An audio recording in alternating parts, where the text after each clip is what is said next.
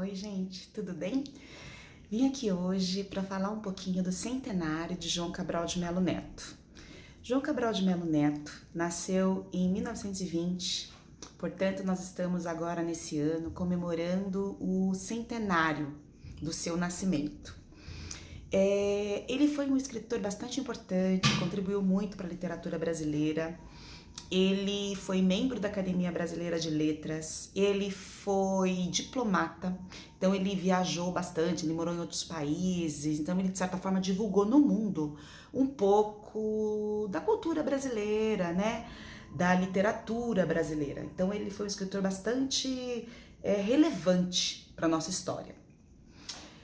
Podemos dizer que João Cabral de Melo Neto teve duas fases, né? Uma primeira fase, na qual ele é chamado aí de poeta arquiteto, porque ele tem uma linguagem mais geometrizada, tanto é que ele tem um poema que se chama O Engenheiro.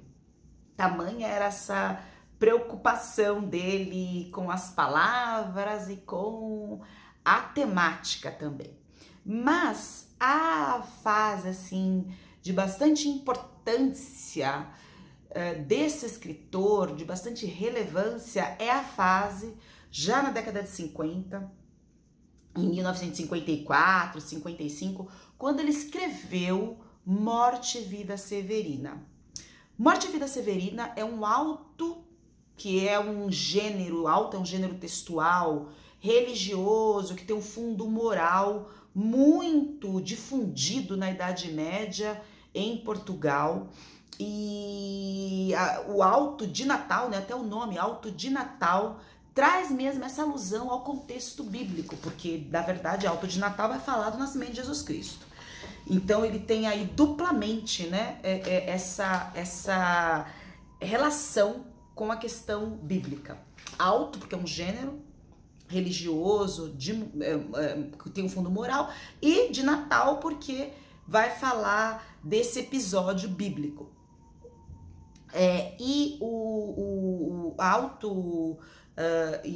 Morte e Vida Severina, é importante a gente pensar assim, que João Cabral de Melo Neto, ele faz esse jogo com as palavras, né? Porque geralmente a gente escuta vida e morte, né? E ele não, ele vai falar da morte primeiro. Porque o eu lírico do poema vai passar por muitos episódios difíceis. Ele vai passar por uma trajetória, por um percurso que ele vai presenciar a morte muito de perto e durante muito tempo. Então, na verdade, é um poema narrativo que ele está relacionado profundamente à dramaturgia, né? Porque ele vai ser representado bastante no teatro. E foi um poema que também foi musicalizado, o Chico Buarque também musicalizou esse poema, fragmentos, né, desse poema. E nesse texto, o eu lírico vai, então, narrar toda a sua história, desde quando ele sai do sertão do nordestino, lá do sertão de Pernambuco, do Agreste, e vai rumo a Recife em busca de uma vida com mais dignidade. Então, logo aí, a gente já percebe que tem uma alusão bíblica até o mesmo povo judeu, que está ali em busca da terra prometida. Então, a gente pode também fazer essa intertextualidade, essa alusão. Eu separei aqui alguns fragmentos e queria ler para vocês, para falar um pouquinho, fazer essa homenagem, né, a João Cabral de Melo Neto, considerando alguns fragmentos que eu separei. Então, assim, ele logo no início, esse narrador, esse eu lírico, ele começa tentando se diferenciar, considerando outros severinos que nasceram ali naquele contexto que ele nasceu. Então, num primeiro momento, ele vai tentar se diferenciar considerando o seu nome, como se diz, olha, eu sou este Severino, eu tenho esse diferencial, né? E depois ele vai tentar se diferenciar também fisicamente, porque é como se todo mundo que nascesse ali tivesse a mesma característica física, tá? Então ele começa, o meu nome é Severino, não tenho outro de pia, não tenho outro de batismo, como há muitos severinos que é santo de Romaria, deram então de me chamar Severino de Maria. Como há muitos severinos com mães chamadas Maria, fiquei sendo da Maria do finado Zacarias. E depois, um pouco mais para frente, ele vai tentar se diferenciar fisicamente. Somos muito severinos, muitas pessoas aqui têm essa vida severa, né? Iguais em tudo na vida, na mesma cabeça grande que acusta que se equilibra, no mesmo ventre crescido, sobre as mesmas pernas finas, e iguais também porque o sangue que usamos tem pouca tinta, quer dizer, um sangue fraco, não é aquele sangue forte, bem vermelho, bem saudável.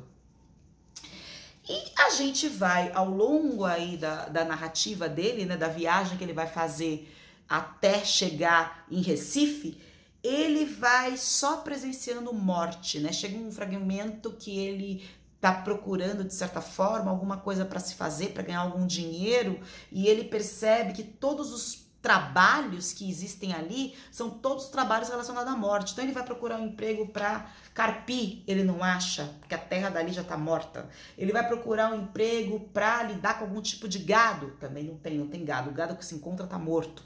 Então todo momento que ele vai procurar algum tipo de emprego é emprego relacionado à morte. Ou é para enterrar, ou é para rezar, ou é, enfim, sempre relacionado a esse contexto. E um pouco mais para frente ele fala, meu Deus, eu só vejo morte, só vejo tragédia nesse percurso. Então quando ele chega ali no final da sua viagem, ele se encontra ali com José, que também tem o nome bíblico. E ele pergunta para esse interlocutor, né? Seu José, mestre Carpina, que diferença faria se em vez de continuar, tomasse a melhor saída, a de saltar numa noite fora da ponte e da vida? E ele tá, na verdade, pedindo um conselho, né, para esse José, né? Meio que querendo se suicidar e perguntando para esse José o que esse José faria, né, no lugar dele. E o José, que acabou de receber a notícia que o seu bebê nasceu, esse José de Carpina impede esse suicídio, né? Ele fala, não faça isso, né? A gente tem ainda muita coisa, né, a se fazer aqui nessa vida, ainda que seja severina. A gente tem ainda que criar essas crianças, então não faça isso. Então ele impede ali aquele suicídio. Então a gente vê ali um pouco dessa esperança do nascimento, né, de Jesus Cristo, né, que traz, né, com esse nascimento, traz esperança ali pro Severino e também pro leitor.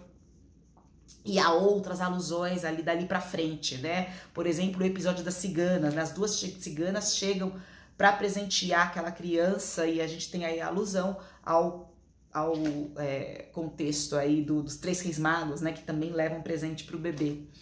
E então esse texto, sem dúvida alguma, é um texto pra gente ler aí em diferentes fases da vida, e mostra essa luz no fim do túnel, né? Independente do momento no qual nós estamos vivendo, né? Então é um texto que vale muito a pena, né? Um texto, digamos assim, atemporal, como todo texto clássico da literatura, né? Então eu espero que vocês tenham gostado aí do vídeo em homenagem a João Cabral de Melo Neto, tá bom? Um beijo para vocês e até a próxima. Tchau, tchau!